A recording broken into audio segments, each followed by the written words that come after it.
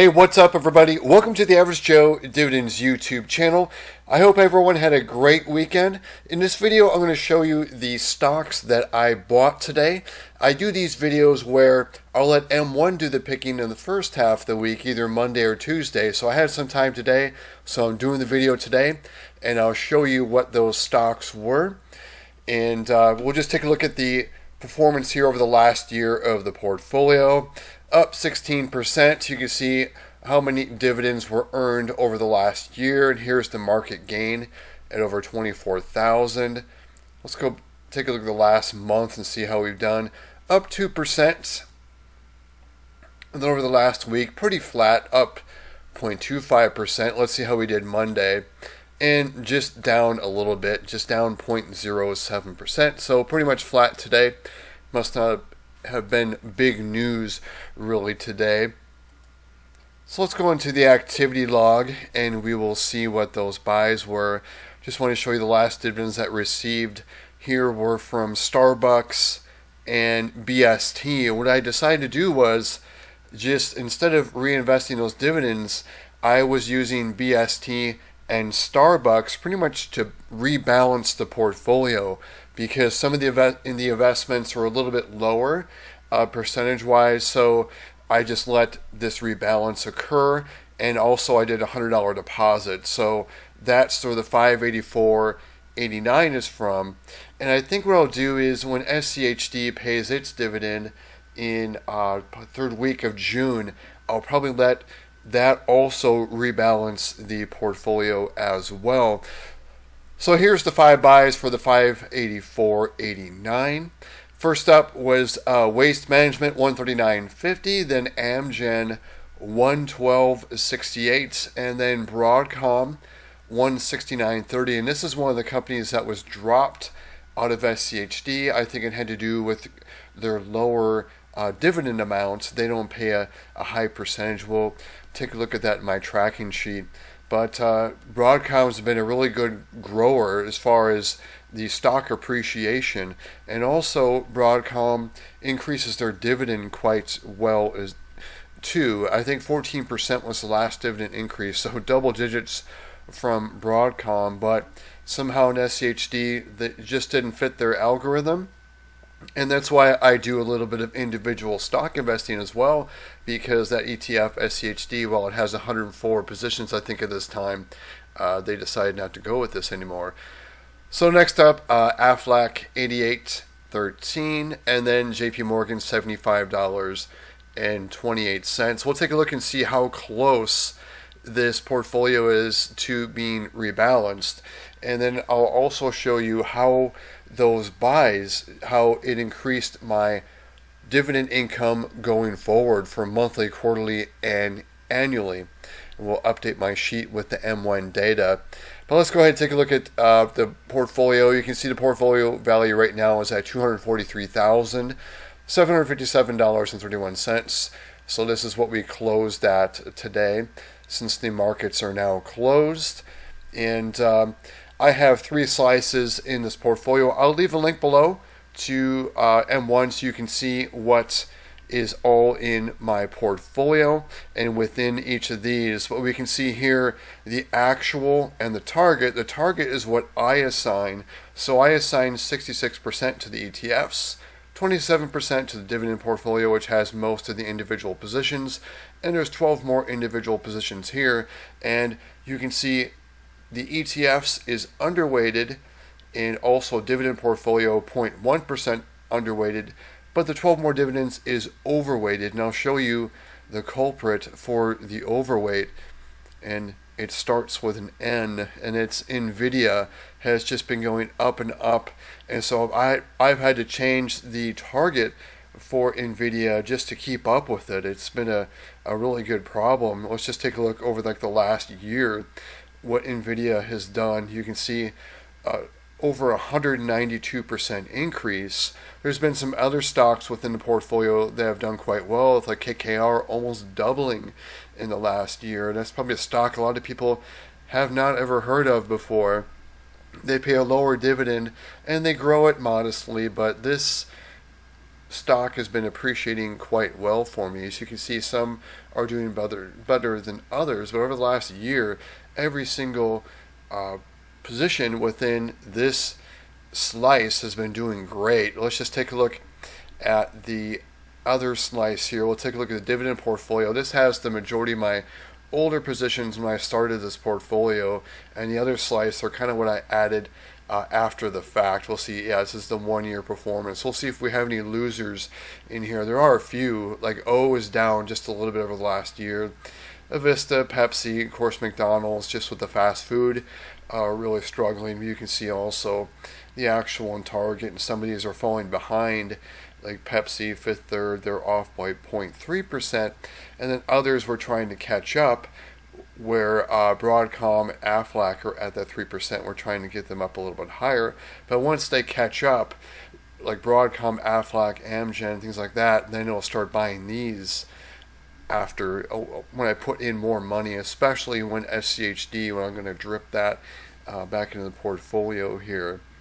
So we'll scroll down, and these are arranged by the largest position in the portfolio slice to the smallest. But my largest position, I'll show you that in just a second, is it's an ETF. I just was talking about. There's my smallest position there, Pinnacle West.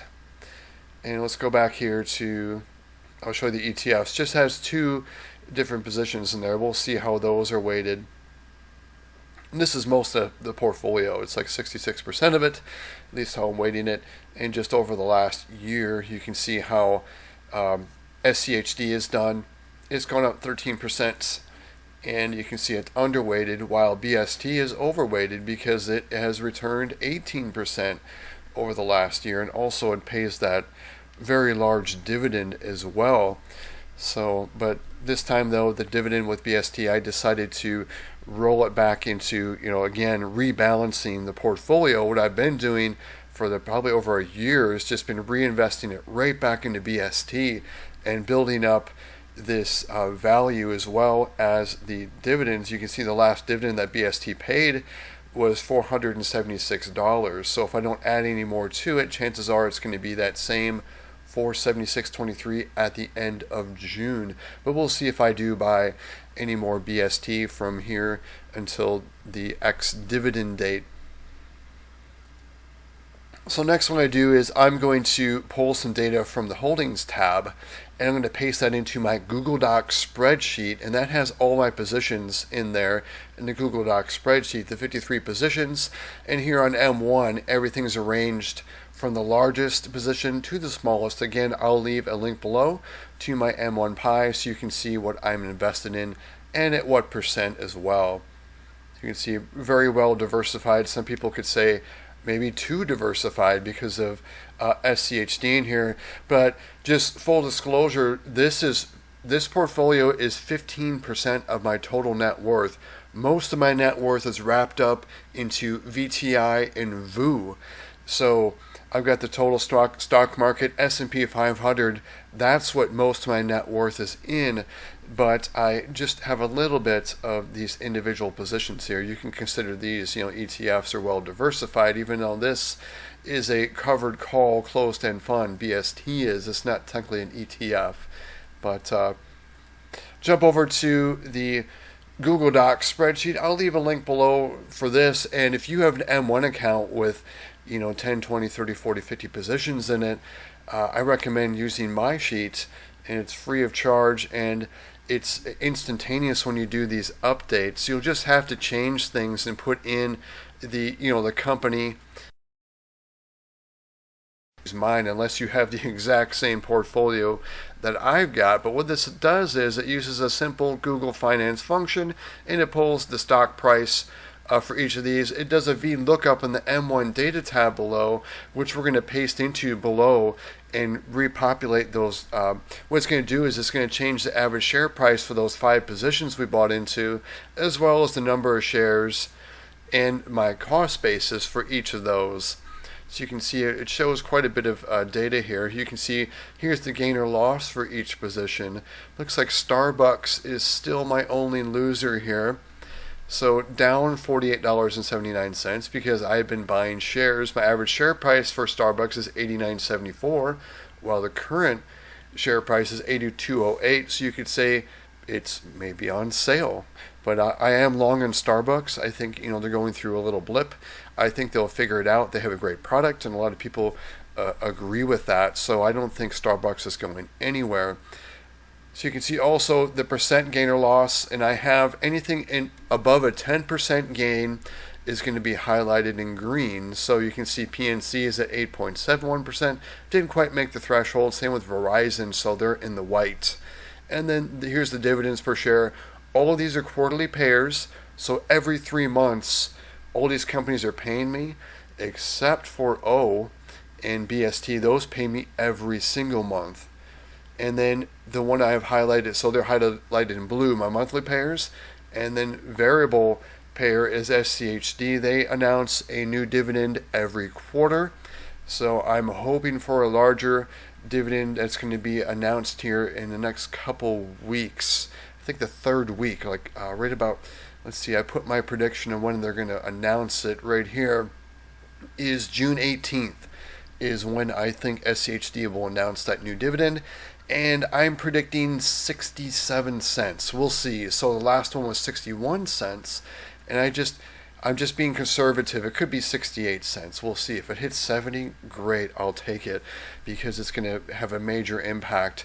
Having 1,158 shares times even a couple pennies is going to make a big deal. So even if it's the same dividend as the last quarter, which Q1 is usually the lowest for SCHD, I'm going to get at least $708 from SCHD, but hoping for more.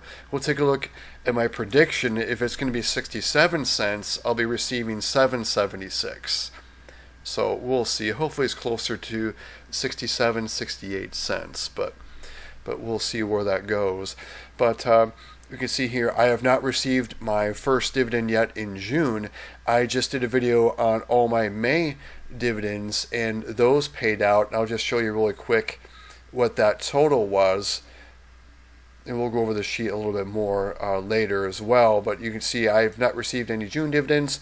I am scheduled to receive them tomorrow, but wrapped up May with $641, and that's a low paying month for me. My largest paying months are in the dark green, which are every March, June, September, and December. You can see last month that was in May in the medium green, and the light green is kind of the same as the medium green as far as the payers, because most companies pay their dividend in the last month of the quarter. So that makes sense that June is the last month of Q2, so I'm going to receive most of my dividends here.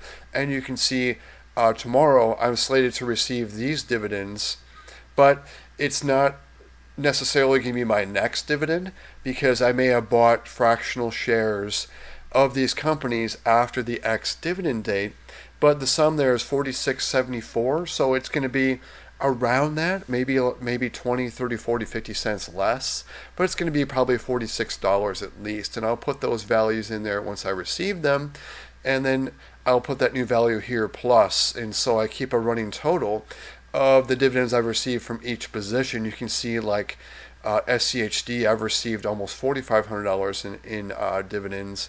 And take a look at BST, I've received almost $7,000 in dividends. You can see the last one, the 476.23, and it's just going to keep repeating. It's great, because once these pay, they don't go away.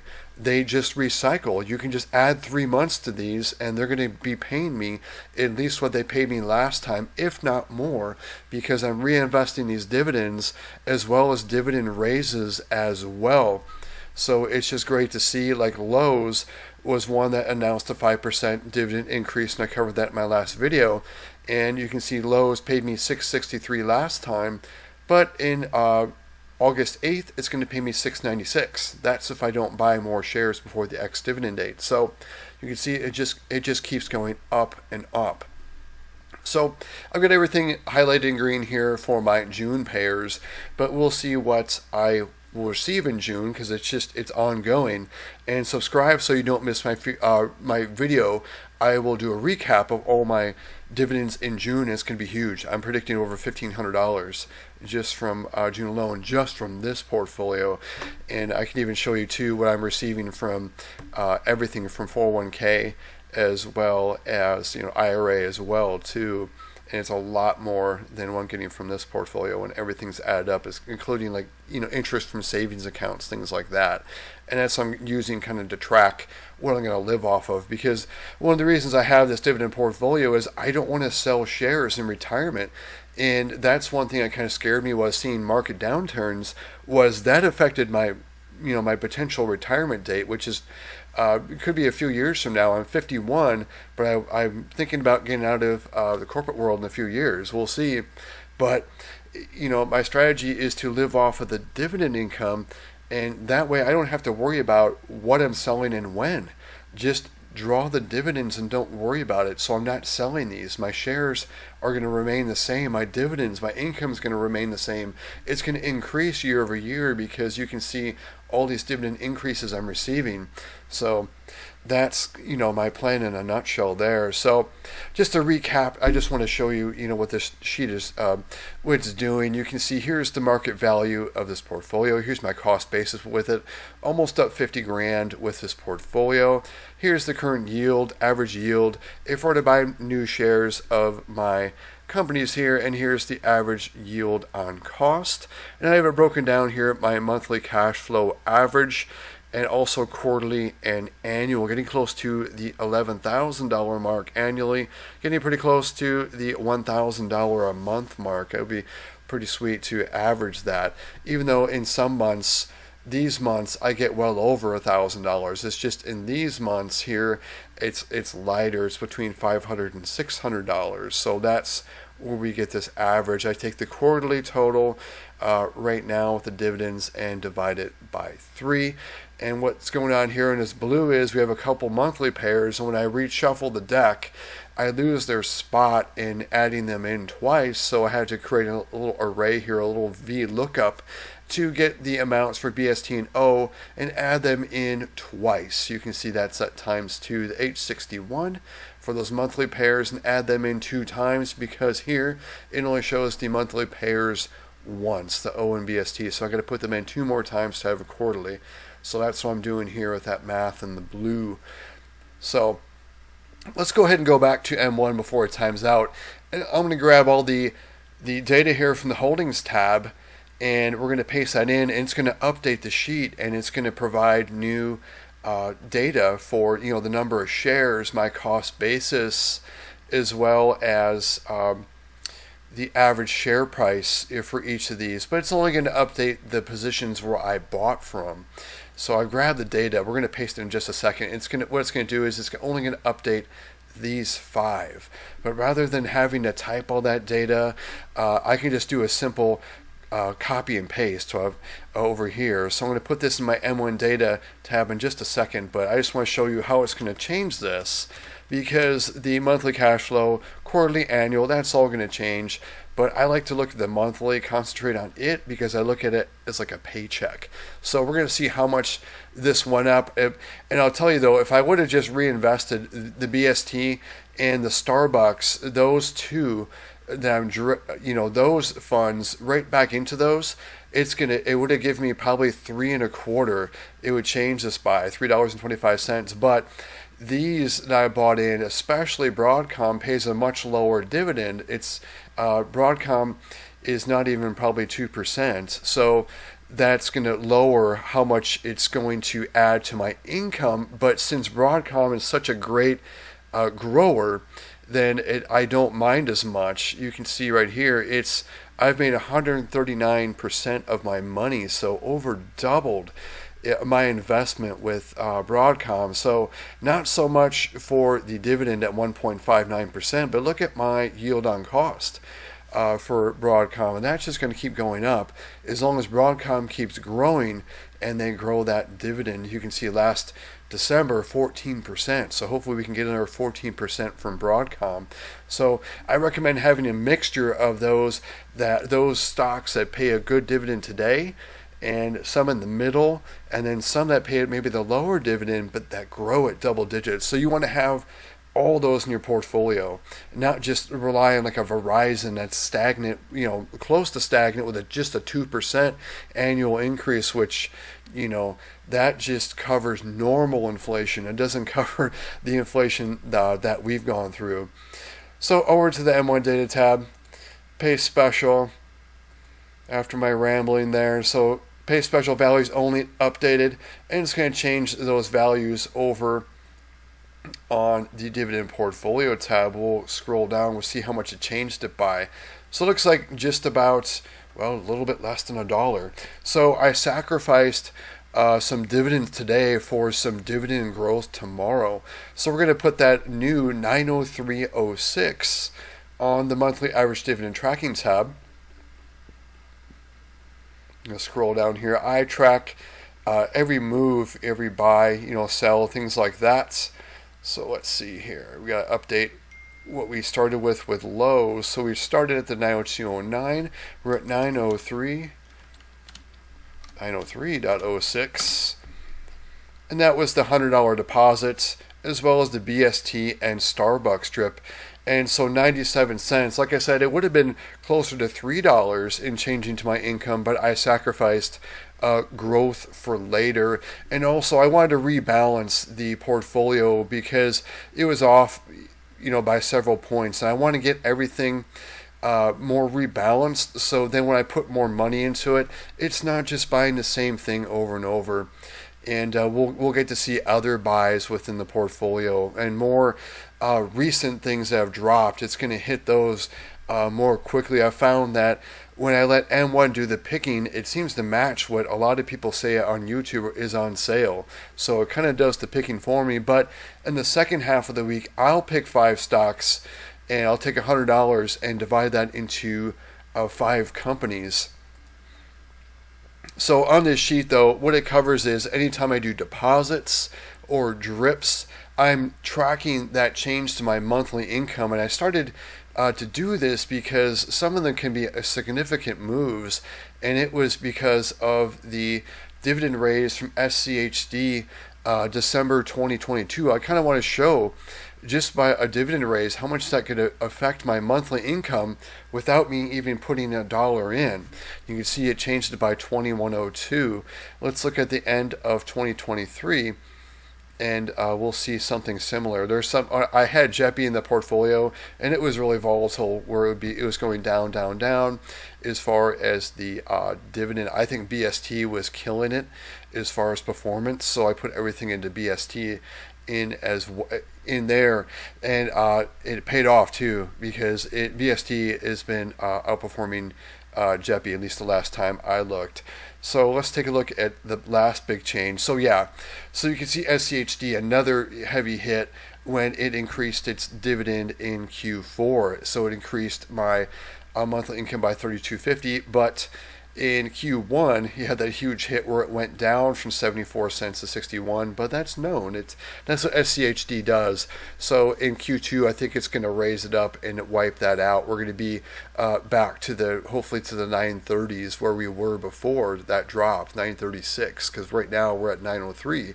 So we're still down about $33 in average monthly income, but I predicted the end of 2024 we're going to be well above that 936, probably in the high 900s, hoping for 1,000. But this will hurt it though, because this I cost myself about $2 and change in monthly income. But again, no regrets because it was put into companies I believe in, they're going to grow, and I wanted to do that rebalance. So let me know in the comments below what you think about these buys. I'll put them up real quick again, and let me know in the comments what you're buying this week. Let me know what you think is on sale or what you're adding to your portfolio as well. So everyone, thanks for sticking to the end of this video, and thanks to everyone who has subscribed and followed this and your comments. I love them, and I try to reply to them and say good things, and I appreciate it when you guys say good things about the channel. I don't put a whole lot of production into this. I just don't have time. I work full time. I'm in a band. I'm a drummer in a band. When you hear the music in the intro and outro, those are from projects I was involved in. And those are, yeah, it's me playing drums. I'm also an avid cyclist. I used to do a lot of racing. I don't race as much. Used to race as a master and a category racer as well. So I still kind of train like I race, but I haven't really done it. But it takes so much of my time. That's why one of the reasons I don't get on camera, because I'm just like so impromptu to just do these videos when I have time. So thanks again, you guys. You guys are awesome. I hope everyone has a great week.